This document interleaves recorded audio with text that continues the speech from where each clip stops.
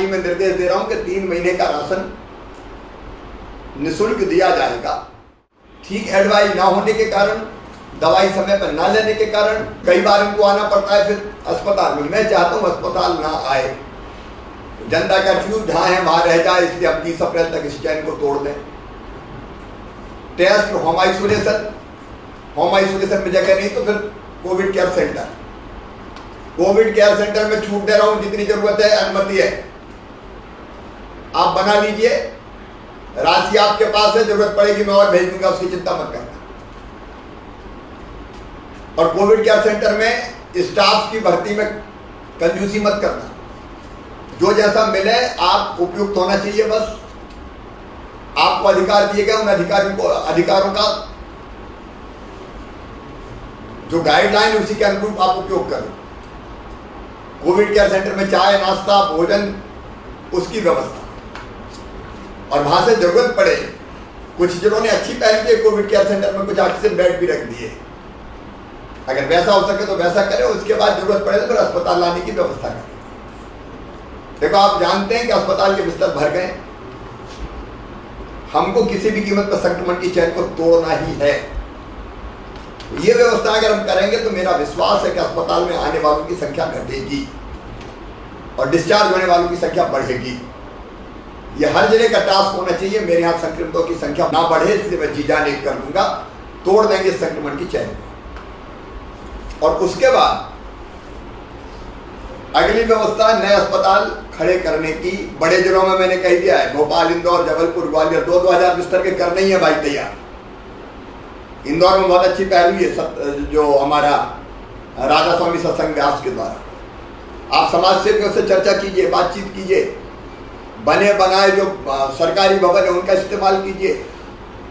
मैं छोटे जिलों में भी कह रहा हूं कि ये समय है कि कर दें हम कुछ नवाचार, 100-200 बिस्तर हम खड़े करते हैं। कोविड केयर सेंटर से ऊपर की व्यवस्था भी हम करें, ऑक्सीजन बेड जितने बढ़ा सकते हैं बढ़ाएं। और बड़े शहरों में बड़ी संख्या में बिस्तरों की मैंने बात की है। जितनी और संस्थाएं हो सकती है उनसे सहयोग मांगे, क्योंकि लोगों के सहयोग से ही हम इस महामारी का मुकाबला कर सकते हैं। अब कई जगह लोग आगे आ रहे हैं कि हमारा भवन ले लो, हमारा कॉलेज ले लो, हमारे हॉस्टल ले लो, हमारा कई जगह अस्पताल पड़े होंगे, निकल आएंगे। आर्मी के जो प्रतिनिधि उनसे मिल रहा हूं, वो आने वाले। राजनाथ जी से मेरी बात हुई है कि जहां आर्मी हॉस्पिटल से वहां जो बिस्तर खाली उनका भी हम उपयोग कर सकेंगे। केंद्र सरकार के जितने संस्थान हो सकते हैं उनका क्या उपयोग हो सकता है वो देखिए। राज्य सरकार के भवनों का क्या उपयोग हो सकता है देखिए। ये युद्ध का समय, युद्ध स्तर पर काम हमको करना पड़ेगा। 3 महीने का राशन एक साथ देने के मैं निर्देश जारी कर रहा हूं, निःशुल्क दिया जाएगा। ये बार-बार राशन की दुकान पे आना जाना खत्म होगा। 3 महीने का राशन एक बार निःशुल्क दे देंगे तो निःशुल्क राशन गरीबों को मिल जाएगा और 3 महीने का आने जाने का चक्कर खत्म हो जाएगा। प्रदेश अपनी माँ है, भारत अपनी माँ है। इसमें रहने वाले लोगों की जिंदगी बचाना हमारा धर्म है। और इसलिए यही माँ कह रही है, मेरे बेटा बेटियों, मेरे दूध की लाज रखना। ये माँ के दूध की लाज रखने का वक्त है। मैं जानता हूं आप कई समस्याओं से जूझ रहे हैं, लेकिन कभी कभी जीवन में ऐसा मौका आता है, संकट बड़ा है, लेकिन इसमें काम करने की, सेवा करने का एक अवसर है। इस चुनौती को अवसर में बदलेंगे। मैं भी दिन और रात काम करूंगा, आप भी जुटे रहें। एक के बाद एक व्यवस्थाएं खड़ी करते जाएं, इनोवेशन करते जाएं, जनता का सहयोग लें, स्वयंसेवी संस्थाओं का सहयोग लें। अलग अलग व्यवस्था करने के लिए भी लोग जुटाएं। लोग जुटाना केवल पैसा जुटाना नहीं है, समाज की इस लड़ाई में भागीदार बनाना है। बिना समाज के सहयोग के ये जंग नहीं जीती जा सकती।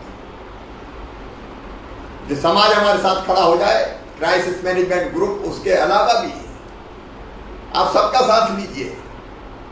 अलग अलग संस्थाओं के मेरे पास फोन आ रहे हैं, हमारा भवन ले लो, हमारा ये ले लो। अब वो समय आ गया कि हम उनके मन में ये लगे कि हम कर रहे हैं, उनका भरपूर सहयोग लें।